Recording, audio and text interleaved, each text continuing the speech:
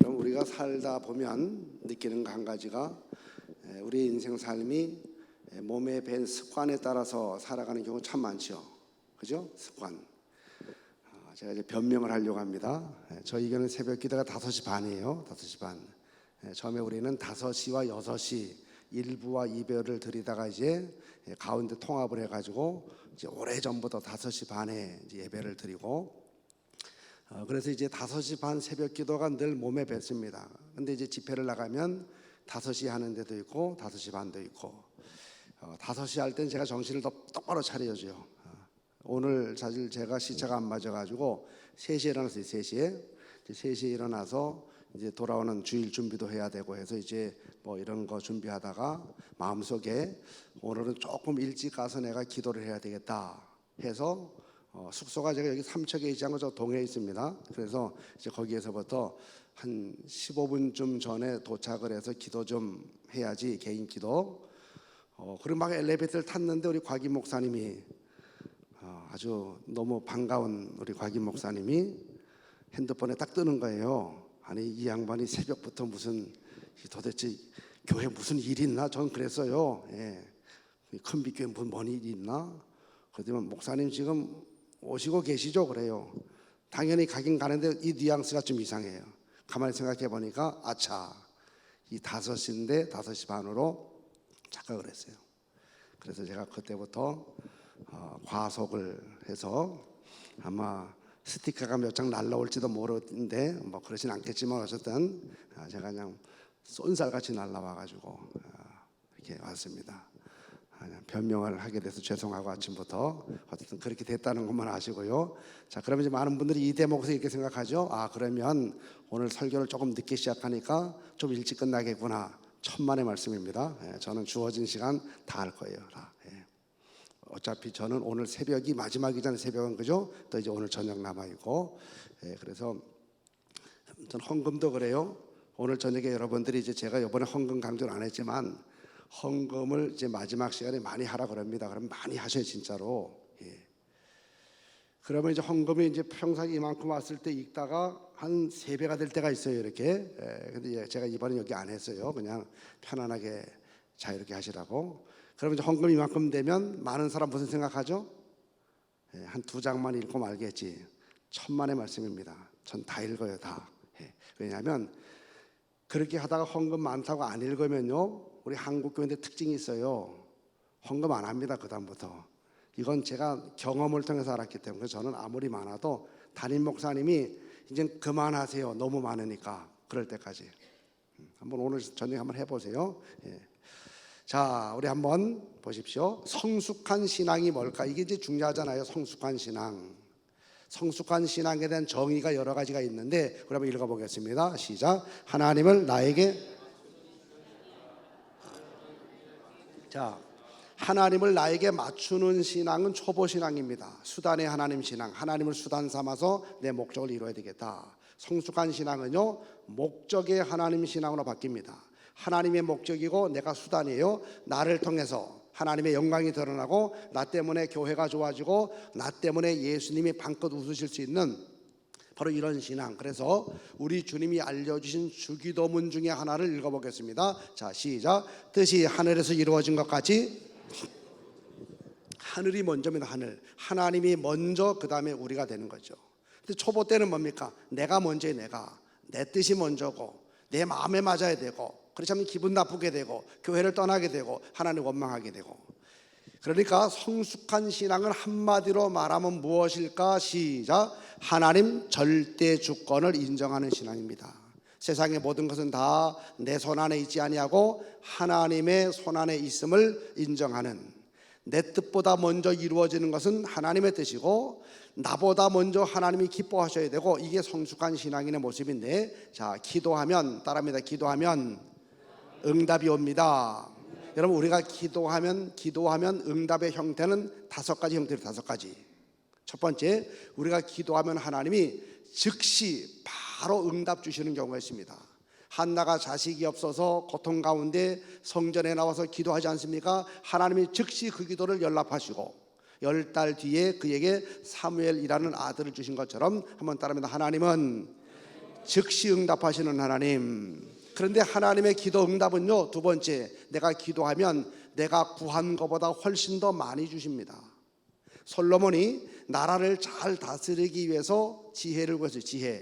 하나님 지혜를 주세요. 그랬더니 하나님은 그래 지혜를 주겠다, 지혜를 주신 다음에 그가 구하지도 아니한 부귀와 영광까지 더 주시지 않습니까? 너는 내게 부르짖으라, 내가 너에게 응답을 할 것이고, 너가 구한 거 응답할 것이고, 너가 구하지도 아니한 크고 비밀한 것을 더하시는 하나님, 더 주시는 하나님이 바로 우리의 하나님. 저는 이 하나님이 얼마나 좋은지 모릅니다. 내가 구한 것보다, 이런 찬양이 있지 않습니까? 내가 구한 것보다 더 주시는 그런 하나님. 세 번째, 내가 기도하면 하나님은요, 그래 알았어 라고 접수를 하신 다음에 그러나 조금만 기다려봐, 기다리게 하신 다음에 응답을 주시는 경우가 있습니다. 사실 이때는 조금 답답하죠. 이번에 바로 응답이 왔으면 좋겠는데 이번에 바로 응답이 오지 않고 한참 지난 다음에 그때 응답이 와요. 이 기다리는 과정은 너무 힘들지만 우리는 알게 되죠. 왜 하나님이 그때 내가 구할 때 주시지 아니하고 이때 하나님이 응답을 주셨을까? 아, 하나님의 이런 섭리가 있어가지고 그랬구나.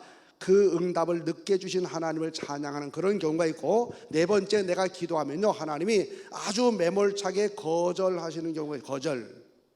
엘리야가 제가 첫날 어제 말씀드린 것처럼 갈멜산 대정상에서 850대 1의 싸움에서 승리를 거둔 다음에 밑으로 내려옵니다.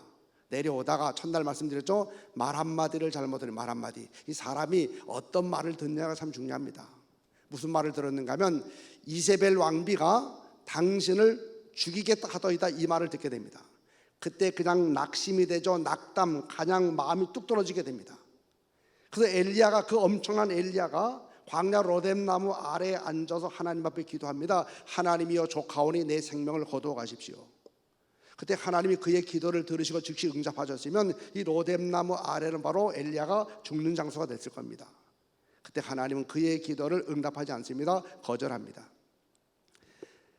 갓 돌을 지난 아이가 아직 서지를 못하는데, 걷지를 못하는데 기어다니다가, 방바닥에서 기어다니다가 저 주방 쪽을 보니까 뭐가 눈에 아주 그냥 그 아이의 눈에 신기로운 것이 보였어요. 번쩍번쩍하는 것이. 그래서 이 아이가 놀다가 이 거실에서 주방 쪽으로 막 기어갑니다. 주방에서 설거지하던 엄마가 그 모습을 봤어요. 그때 엄마가 설거지를 딱 멈추고 그 아이가 달려오는 그것을 향해서 더 먼저 갑니다. 그리고는 아이가 그걸 손에 잡기 전에 먼저 낚아챘어요. 이렇게. 그때부터 아이가 막 졸라대는 겁니다. 울면서 그거 달라고 막 때를 쓰면서 그거 막 달라고 그래요. 근데 끝까지 엄마는 그거 주지 않았습니다. 거절했어요. 이유는 뭐냐? 그 아이의 눈에 신기하게 보였던 그 번쩍인 것은 뭐냐? 식칼이, 식칼, 부엌에서는 칼. 엄마는 알고 있죠. 아무리 아이가 달라 그래도 그거 주면 그것은 복이 아니라 독이 될 수 있다는 사실, 그게 아이 손에 들어가면 아이를 해칠 수 있다는 사실을 알고 있었기 때문에 아이가 아무리 울어도 주지 않았습니다. 우리의 기도 중에 그런 기도가 있습니다. 지금 나는 절대적으로 필요해서 그게 복인 줄 알고 구하지만 우리보다 우리를 더 잘하시는 하나님은요, 그게 우리 손에 들어가면 응답으로 주면 그것은 나를 해칠 수 있다는 사실을 하나님은 알고 계시게 되면 끝까지 주지 않습니다. 우리는 그때는 섭섭하지만 나중에 고백하게 되죠. 거절도 응답이었구나. 그 거절하신 하나님을 찬양하게 됩니다. 우리 한번 따라합니다. 거절도 응답입니다. 다섯 번째, 내가 구하면 A를 구했는데 A를 주시지 않고 B를 주시는 경우가 있어요. B. 다윗이 성전 건축을 원했는데 하나님은 거절하십니다. 나는 너를 통해 안 할 거야. 그 대신 너의 아들 솔로몬을 통해서 성전 건축의 영광을 받겠다. 나는 A가 좋아서 A를 구했는데 하나님은 A를 주시지 않고 내가 원하지 않았던, 기대하지 않았던 B를 주시는 그런 경우가 있죠. 이때도 때로는 이해하지 못하지만 나중에 알게 됩니다. A를 거절하고 B를 주시는 하나님을 찬양하게 되죠. 이 모든 것은 무엇을 말하느냐? 한번 저를 따라합니다. 기도하는 것은 우리의 몫이고 응답하는 것은 하나님의 몫이다. 그러므로 기도에 있어서도 절대 주권자는 바로 하나님이라는 사실을 우리에게 말해주고 있습니다. 기도는 우리가 하는 것이고 하나님이 응답을 5가지 형태로 우리에게 주신다. 기도할 때 절대 주권자로 역사하시는 그 하나님, 그렇다면 우리를 향한 절대 주권자 하나님 아버지의 마음이 뭘까? 창세기 1장 27절로 28절을 보면 하나님은 인간을 창조하신 다음에 제일 먼저 행하신 것이 율례를 주시고 계명을 주시고 법을 주신 게 아닙니다. 인간을 만든 다음에 제일 먼저 하나님이요 인간에게 복을 먼저 주, 복을 생육하고 번성하고 땅에 충만하고 땅을 정복하라. 그러니까 하나님 아버지의 마음은요 우리에게 복을 주시기를 너무 기뻐하시는 하나님이시죠. 저는 창세기 1장 27절 28절을 펴고 읽을 때마다 얼마나 마음이 좋은지 모릅니다. 나를 만드시고 나에게 어떤 율례를 씌워주시고 계명을 주시고 어떤 억압을 주시고 책임을 주시기 전에 먼저 아낌없이 복을 쏟아부어 주신 그 하나님이 얼마나 좋은지요.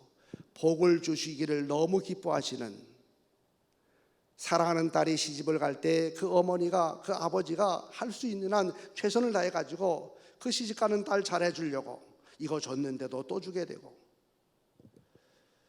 그래서 딸은 뭐라 그러죠? 딸은? 예? 서울에서는 딸은 도둑이라 그래요. 딸 도둑.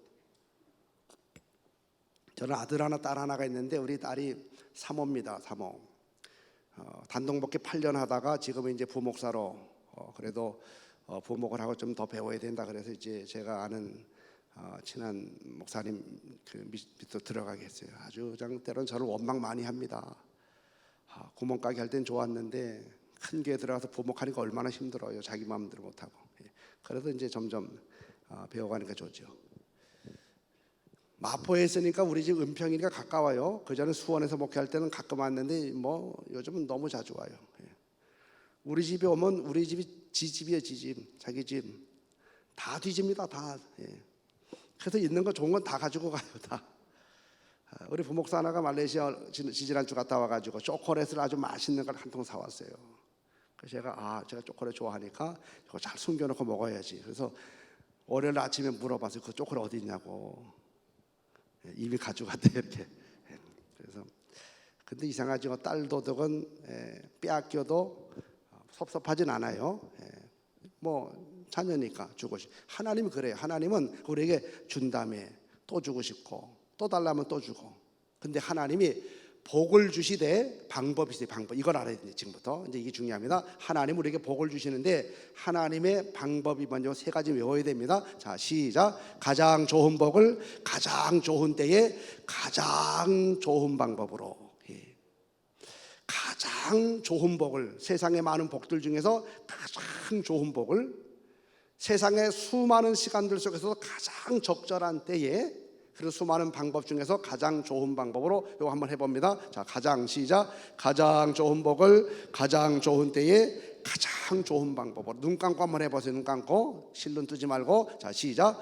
가장 좋은 복을 가장 좋은 때에 가장 좋은 방법. 요거 꼭 외우셔요. 하나님은 우리에게 복을 주시는데 가장 좋은 복을 가장 좋은 때에 가장 좋은 방법으로 하나님 절대 주권을 말하죠.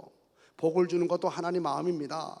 하나님의 때에 주는 겁니다. 하나님 방법대로 주시는 거예요. 여러분, 가장 좋은 복을 가장 좋은 방법으로 주시는 때에 그 앞에서 우리는 어떤 자세로 그 복을 받아야 될까? 이제 우리의 자세 몇 가지를 말씀드립니다. 가장 좋은 복을 가장 좋은 때 가장 좋은 방법으로 공급해 주시는 하나님의 이 엄청난 주권 앞에서 우리의 첫 번째 자세는 뭘까? 신뢰, 믿음의 믿음. 우리가 신앙생활 하다가 어제도 잠깐 말씀드렸지만 신앙생활 하다가 우리의 고민 중에 하나가 뭡니까? 내 삶 속에 찾아온 광야의 시간 아닙니까? 광야의 시간. 내가 새벽 기도도 하는데 왜 내 삶 속에 광야가 찾아왔을까? 우리 교회에 왜 광야가 찾아왔을까? 내 직장에 왜 광야가 찾아왔을까? 왜 우리의 가정 속에 광야의 고난의 시간이 찾아왔을까? 이런 고민할 때가 참 많습니다. 내가 하나님 앞에 큰 죄를 지었는가? 그것도 아닌 것 같은데 왜 내 가정에 광야의 시간이 불어닥치게 되고 또 내가 섬기는 교회라든지 직장이라든지 또 내 삶 속에 광야가 찾아왔을까? 한 가지 아십시오. 첫 번째, 내 인생에 불현듯이 찾아온 광야의 시간은 가장 좋은 복을 가장 좋은 때에 가장 좋은 방법으로 공급해 주시기를 원하시는 하나님의 섭리가 이루어지는 과정들 속에서 얼마든지 찾아올 수 있다는 사실을 꼭 기억하셔야 됩니다. 세상에서 가장 좋은 복을 골라가지고 가장 좋은 시간에 가장 좋은 방법으로 공급해 주시려고 하시는 하나님의 섭리가 이루어지는 과정들 속에서 때로는 내가 원하지 않았던 광야의 시간이 얼마든지 찾아올 수 있죠. 이때 우리는 어떻게 해야 될까? 이때 중요한 것은 바로 하나님을 신뢰하는 것인데, 여러분이 한번 크게 외쳐보세요. 제가 앞에 하게 되면 고난이 찾아와도, 그럼 여러분은 그래도 하나님은 하나님이십니다 합니다. 고난이 찾아와도, 더 크게 합니다. 광야가 찾아와도, 앞이 보이지 않아도, 그렇습니다. 앞이 보이지 않아도, 광야가 찾아와도, 고난이 찾아와도 그래도 하나님은 나의 하나님이심을 고백하는 하나님을 신뢰하는데, 세 가지 하나님을 신뢰하세요. 첫째는 약속을 지키시는 하나님. 한번 우리에게 언약을 주시고 약속을 주셨으면 변개치 아니하시고 반드시 하나님의 때에 하나님의 방법으로 가장 좋은 것으로 채워주시는 언약을 지키시는 그 하나님을 신뢰하면서 하나님 앞에 반응하게 되고, 두 번째는 뭐냐면 항상 합력하여 선을 이루시는 하나님. 여러분, 동양의 시간과 하나님의 시간은 다릅니다. 세계관 자체가 달라요. 동양은요, 아침에서 저녁으로 이어지는 소멸의 세계관이죠. 이렇게 말합니다. 사람이 태어날 때가 있는가 하면 죽기도 하고, 해가 동에서 뜨면 서로 지기도 하고, 꽃이 피었으면 지기도 하고, 이게 동양의 세계관이죠. 창조의 세계관, 하나님의 세계관은 반대입니다. 저녁에서 아침으로 끝나죠. 어둠의 절망에서부터 희망으로 끝이 나게 됩니다. 어둠에서 빛으로 이어지게 되는, 항상 하나님 우리에게 합력하여 선을 이루시는, 지금은 고난과 시련과 아픔이 찾아왔어도 반드시 합력하여 가장 좋은 것을 가장 좋은 때에 가장 좋은 방법으로 공급해 주시는 그 하나님을 절대적으로 신뢰하시기를 주의 이름으로 간절히 축원합니다. 우리 다시 한번 크게 보겠어요. 고난이 찾아와도, 아니 그 다음에 여러분이 하세요. 고난이 찾아오면 여러분 그래도 하나님은 하나님이십니다. 자, 다시 한번요. 광야가 찾아와도, 앞이 캄캄해도, 시련이 찾아와도 그래도 여전히 하나님은 여러분의 하나님이라는 사실을 꼭 신뢰하시고, 세 번째는 뭡니까? 항상 지금도 살아계신 하나님, 어제도 오늘도 내일도 변함없이 살아계신, 지금 여기에서 나와 함께 하시는 살아계신 하나님을 신뢰하는데, 여러분 보십시오. 내 인생에 찾아온 광야의 시간은 가장 좋은 복을 가장 좋은 때에 가장 좋은 방법으로 공급해 주시길 원하시는 하나님의 섭리가 이루어지는 과정에서 찾아오게 되는데, 그때 우리는 하나님을 신뢰해야 됩니다. 하나님, 어떤 하나님입니까? 시작. 약속을 지키시는 하나님, 합력하여 선을 이루시는 하나님, 그리고 지금도 살아계신 하나님을 믿어야 됩니다. 한번 더 크게 답니다. 그래도 하나님은 나의 하나님이십니다. 고난이 찾아오고 시련이 찾아오고 아픔이 찾아오도 그래도 여전히 하나님은 살아계시고 변함이 없으신 하나님, 약속을 지키신 하나님, 합력하여 선을 이루시는 하나님, 바로 내 하나님이심을 고백하면서 광야의 길을 걸어가는 복 있는 성도들 되시기를 주의 이름으로 간절히 축원합니다. 두 번째, 가장 좋은 복을 가장 좋은 때에 좋은 방법으로 공급해 주시는 하나님의 섭리 앞에서 우리의 두 번째 자세는 뭐냐? 하나님의 때를 기다리면서 인내하는 거죠. 내 인생에 찾아온 광야의 고난은요, 하나님이 나를 버린 시간 아닙니다. 하나님이 나를 향해 눈을 감은 시간도 아닙니다. 나를 외면하는 시간도 아닙니다. 내 인생에 찾아온 광야의 시간은 하나님께서 나를 더 멋지게 만들어 나가시는 은총의 시간이라는 사실을 꼭 기억하십시오. 성경의 위대한 사람들을 보세요. 광야의 시간 없이 위대하게 된 사람 아무도 없습니다. 모세, 그 위대한 모세는요, 40년 광야의 시간을 통해서 위대한 모세로 만들어지게 되었죠. 그 위대한 광야에서의 40년의 시간은 하나님이 그를 떠난 시간이 아닙니다. 하나님이 그에게 다가가셔서 민족의 지도자가 될 만한 그릇으로 계속 만들어 나갔던 그 시간이었고, 하나님이 손을 대시는 시간이었습니다. 요셉을 보십시오. 바울도 부르심을 받은 다음에 아라비아 광야에서의 3년의 시간을 거친 다음에 위대한 하나님의 사람이 될 수가 있었고, 요셉도 위대한 비전을 받은 다음에 13년 동안 광야의 애굽에 내려가서 고난당하지 않습니까? 보디발의 집에 종으로 팔려가게 되죠. 그 고난의 시간 속에 그는 뭘 배우게 됩니까? 앞으로 이 애굽 나라의 경제를 다루게 될 경제 총리로서의 그릇이 되는 시간이 바로 이 보디발의 집에서 이 모든 것을 맡아서 관리하는 그 시간이었죠. 억울한 누명을 뒤집어 쓰고 감옥에 들어가게 됩니다.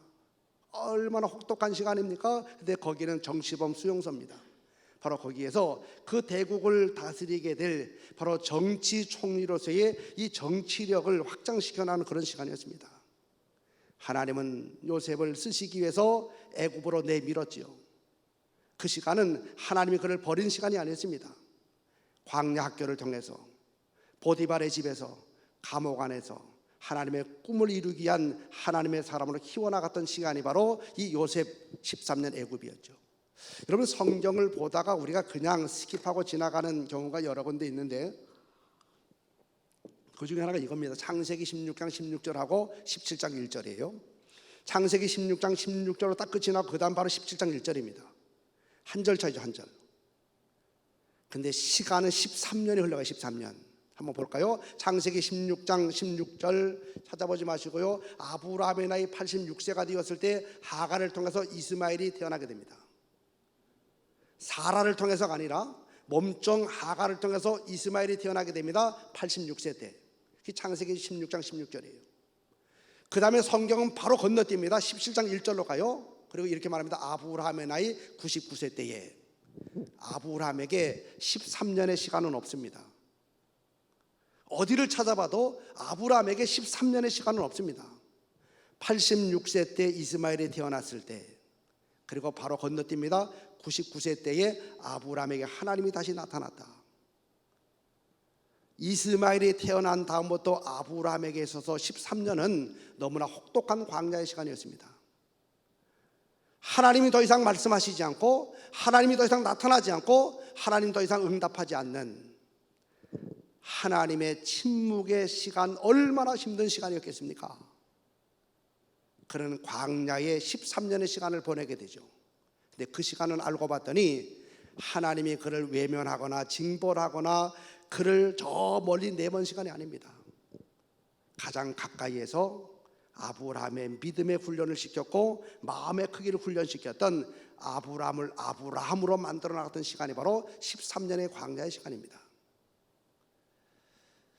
왜 신앙생활 잘하고 있는 내게 원치 않는 광야의 시간이 찾아올까? 그때마다 꼭 기억하십시오. 이 광야의 시간은 하나님이 나를 버린 시간이 아니라, 우리 교회를 버린 시간이 아니라, 내 가정을 버린 시간이 아니라, 하나님이 더 멋지게, 더 귀하게, 더 정결하게 만들어 나가기 위해서 하나님이 우리에게 손을 대고 있는 은총의 시간이라는 사실을 꼭 기억하시기를 주의 이름으로 간절히 축원합니다. 제가요, 이런 적이 있었어요. 이제 보통은 주일날 오후나 저녁에부터 이제 집회를 나가면 수요일날까지 하죠. 어느 주간인가는 집회가 없었던 주간이 있습니다. 이제 그렇게 되면 이제 저는 좀 안식도 하고 또 재충전도 하고 또 쉼의 시간도 가지죠. 특별히 이제 월요일 날이어서 다른 약속 다 안 잡고 이제 집에서만 좀 쉬어야 되겠다라고 생각을 했는데, 제 아내가 딱 하는 얘기가, 오늘 뭐 사모님들 모임이 있어가지고 아침에 일찍 먹고 나갔다가 저녁 때쯤 들어온대요. 그리고 점심 저한테 해결하라고. 그리고 이제 가요. 그래서 아침에 이제 급하게 같이 먹고 설거지도 안 하고 훅 나갔어요. 밥은 해줬으니까 밥은 맛있게 먹었고, 이제 오전을 이렇게 쉬다가 점점 점심때가 이렇게 다가오니까 이제 은근히 걱정되잖아요. 약속도 없고, 요즘 나이가 드니까 공국당 걸어놓고 가고 뭔지 이렇게 돼요. 그래서 뭘 먹을까 하다가, 대개 여기 우리 남성들도 있지만 혼자 이렇게 뭐 점심을 집에서 해결해야 된다 그런 메뉴가 뭐 거의 세계 공통이, 제가 미국 가서도 물어봤더니 똑같이 얘기해요. 뭐죠? 여기를 안 먹는 뭐 라면. 그래서 저도 싱크대 밑에 꺼내 보니까 유통기간이 간들간들한 라면이 하나 있어가지고 제가 라면을 끓였어요. 그 라면은 잘 끓여야 됩니다. 물의 양이 적당해야 되고, 적절할 때 투입을 해야 되고, 불을 적절히 꺼줘야 되고, 이게 잘해야 돼요. 라면 제가 끓여가지고 맛있게 먹었어요. 그리고 이제 그 그릇을 설거지통에 놓고 보니까 아침에 먹었던 게 쌓여 있고 제가 또 먹은 게 쌓여요. 오늘 남는 거 시간밖에 없으니까 내가 설거지 좀 해야 되겠다 해가지고 제가 설거지했어요. 설거지. 지금도 설거지 잘합니다. 시간 나면. 설거지를 제가 하다가 이런 생각이 들었어요. 지금 제가 저 설거지에 있어서 초보인데 초보. 지금 이 설거지통에 있는 그릇들에게 만약에 생명이 있다면 지금 이 순간 얼마나 정신없을까. 초보인 제가요, 물 잘못 틀어가지고 막 뜨거운 물이 막 나오고 갑자기 찬물이 나오고 뻑뻑 밀어대다가 막 너무 세게 밀고 여기 부딪히고 저기 부딪히고 이런 과정들, 이 그릇들 속에 생명이 있다면 지금 너무 지금 혼란스러워 정신이 없을 거 아닐까. 여기 부딪히고 아이고 뜨거워 그러고, 예. 또 너무 찬물이 나오고, 예. 막 부딪히고 뻑뻑 밀어대고. 근데 중요한 사실 한 가지, 그럼에도 불구하고 조금만 시간이 지나게 되면요, 그 그릇들은 깨끗한 그릇으로 딱 정리가 되죠. 여러분, 아무리 비싸게 준 그릇도, 산 그릇도 더러운 그릇에 뭐 담아서 먹지 않습니다. 금 그릇이라 할지라도 그 더러워지게 된 부패된 그릇에다가 국을 담고 밥을 담는 경우는 없습니다. 그러나 작더라도 비싸지 않더라도 깨끗한 그릇에 뭔가를 담아서 먹죠. 때로는 그런 경우가 있습니다. 하나님이 우리를 정결한 그릇으로 만들기 위해서, 하나님 쓰기 합당한 그릇으로 만들기 위해서, 더 큰 그릇으로 만들기 위해서 내게 손을 대시는 경우가 있죠. 그때 그 형태는 바로 광야의 시간으로 찾아오게 됩니다. 여러분, 그때 중요한 것은 하나님의 때를 기다리면서 인내하는 건데, 가장 좋은 것을 가장 좋은데 가장 좋은 방법으로 공급해 주시는 하나님의 때를 기다리면서 인내할 수 있는 여러분들 되시기를 간절히 축원합니다. 어떤 아파트 단지, 대형 아파트 단지가 이제 들어서게 되면서, 우리 지역이 이제 은평 뉴타운인데, 뉴타운 같은 이제 큰 신도시가 막 들어서게 되면서 어떤 한 사업가가 그 뉴타운 그 신도시 바로 그 초입 부분에다가 건물 5층짜리 건물을 하나 세웠어요. 그리고 전체를 다 목욕탕 시설로 만들었습니다. 남탕, 여탕, 뭐 사우나, 뭐 편의 시설 뭐 이렇게 해가지고요, 이렇게 쫙 이렇게 부대실 해서 만들어서 5층짜리를. 워낙 사람들이 거기 많이 사니까 5층짜리 건물 전체를. 어느 날 한 남자가 이 목욕탕 이 건물 주인을 찾아왔습니다. 이렇게 말하는 거예요. 사장님, 제가 전 재산 1억 원이 있는데 1억 원을 투자를 할 테니까 남탕에서 세신실, 때를 미는 세신실 사업을 제게 주십시오. 그래서 제안을 했고 그게 받아들여졌습니다. 그래서 이 남성은 자기 평생으로 벌었던 1억 원을 투자를 해가지고 남탕 한켠에 세신실을 이렇게 때밀이실을 만들어 놨어요. 이렇게.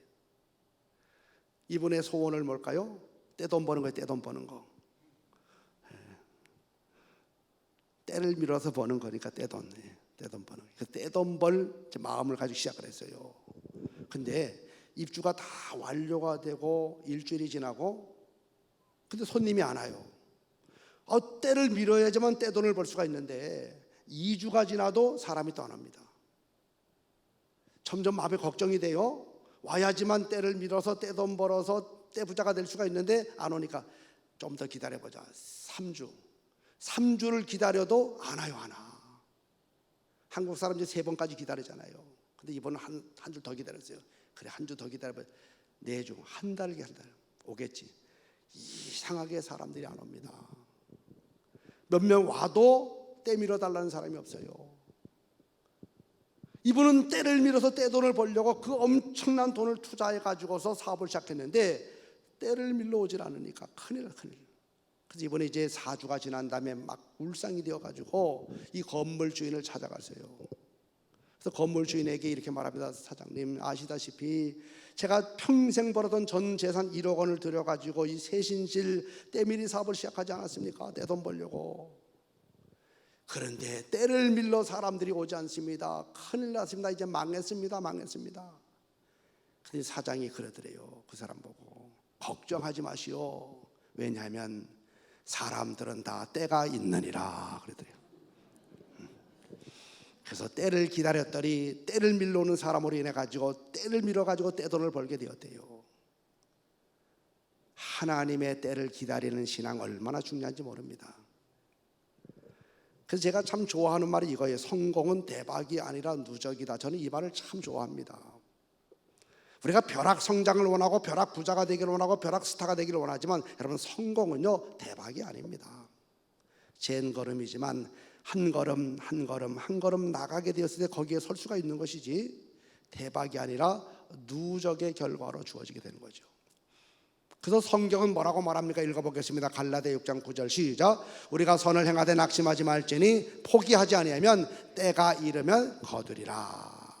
내 삶 속에 찾아온 광야의 시간은 기억하세요. 하나님이 나를 아주 귀하게 만들기 위해서 내게 손을 대고 있는 은총의 시간이라는 사실을 기억하고 하나님의 때 카이로스 그 때를 기다리며 인내하는 여러분들 되시기를 간절히 축원합니다. 세 번째 주권자 하나님을 향한 우리들의 자세. 세 번째는 순종의 순종. 좀 전에 제가 아브라함도 이야기했지만 아브라함, 우리 인생의 광야가 왜 찾아올까? 아브라함의 경우를 보게 되면 바로 하나님은 우리의 순종을 테스트하기 위해서 우리에게 광야의 시간을 줄 때가 있습니다. 여러분 이거 아시죠? 여호와 일의 하나님은 어디서 기다리고 계셔요? 순종의 마지막 끝자락에서 기다리고 계십니다.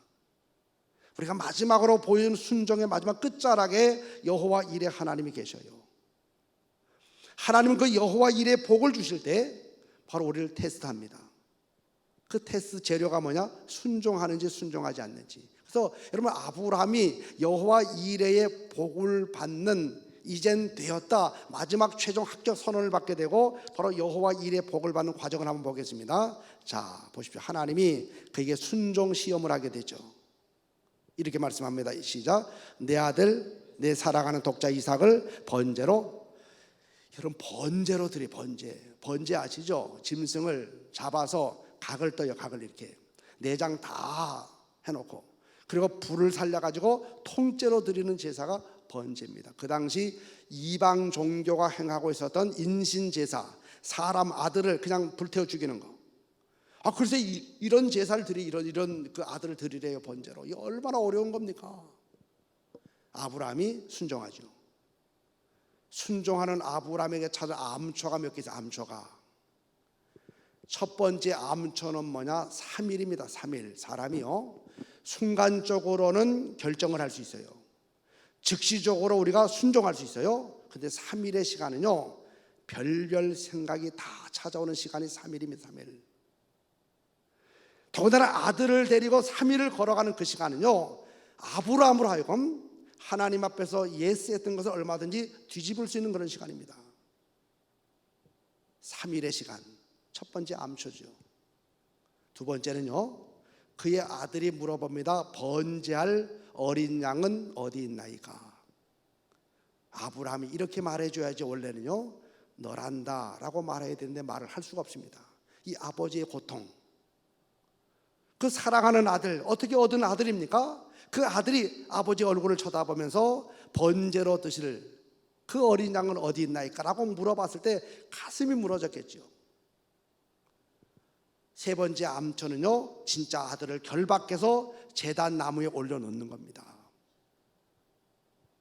여기에서 하나님의 중지 명령이 내려지면 얼마나 좋겠습니까? 근데 하나님 중지 명령이 내려지지 않죠.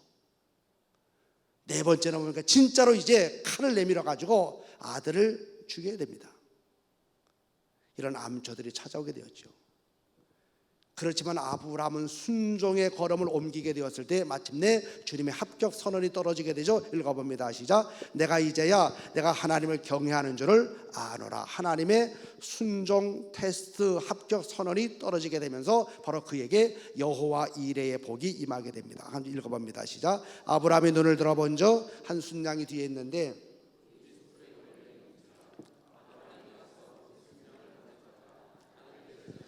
바로 이런 곳을 향해서 여호와 이레다, 하나님의 손에서 산에서 준비되었다, 그렇게 말하고 있죠.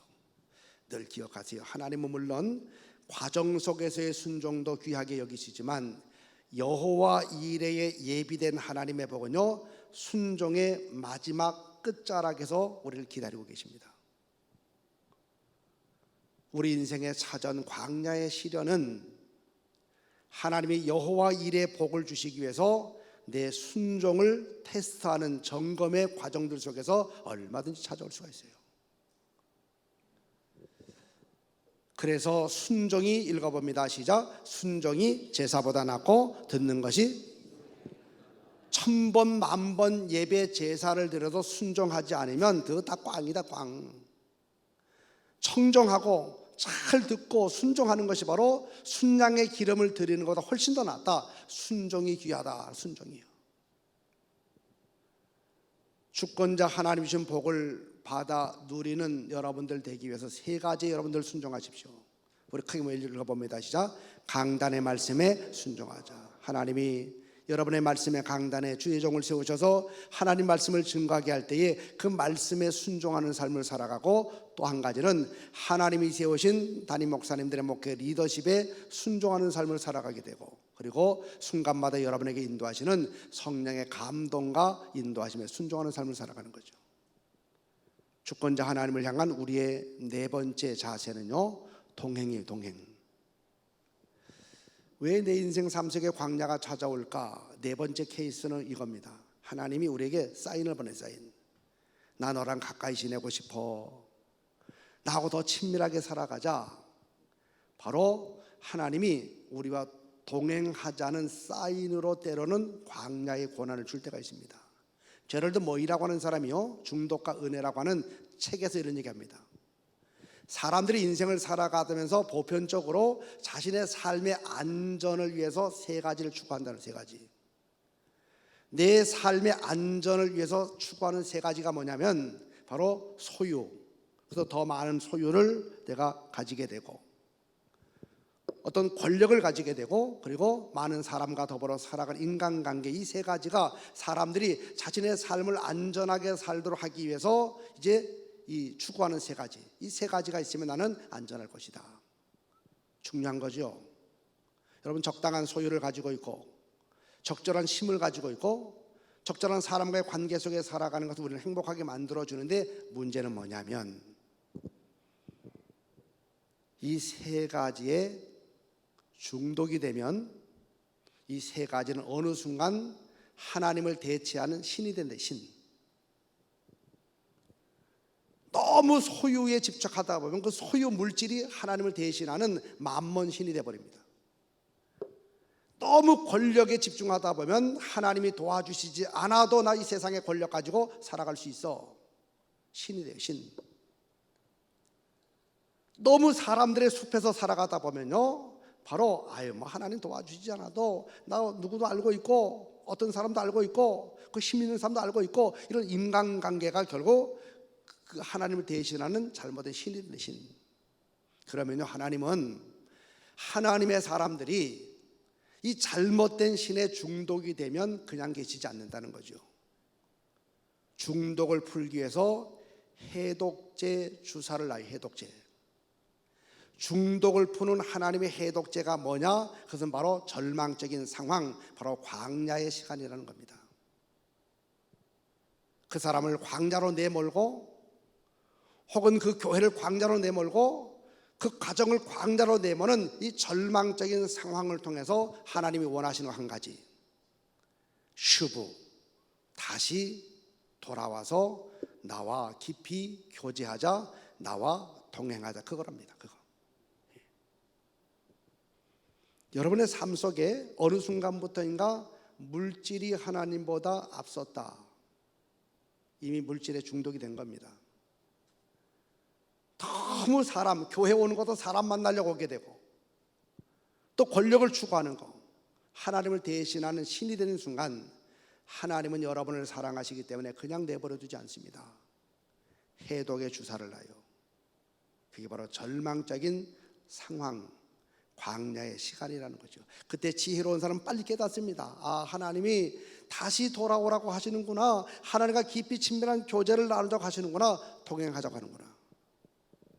제가 자주 말씀드리지만 웨슬리 목사님은요, 최고의 복 중의 복이 뭐냐? 하나님과 동행하는 것이다 라고 이야기했는데, 우리가 이 하나님과 동행하는 최고의 방법이 뭐냐면 기도예요. 기도.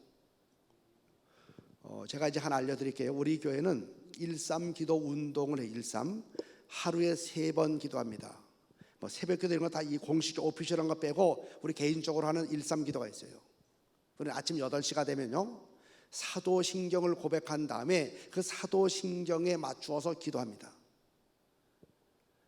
낮 12시가 되면 십계명을 고백한 다음에 십계명과 함께 또 우리가 기도하게 돼요.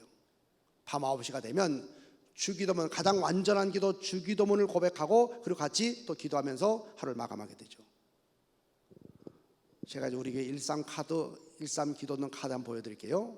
하루 3번 기도로 예수님과 동행하기, 이게 우리 교회 카드입니다. 사면으로 되어 있어요. 아침이 되면 8시에 사도신경을 먼저 고백을 한 다음에 여기에 이제 맞추어서 우리가 기도합니다.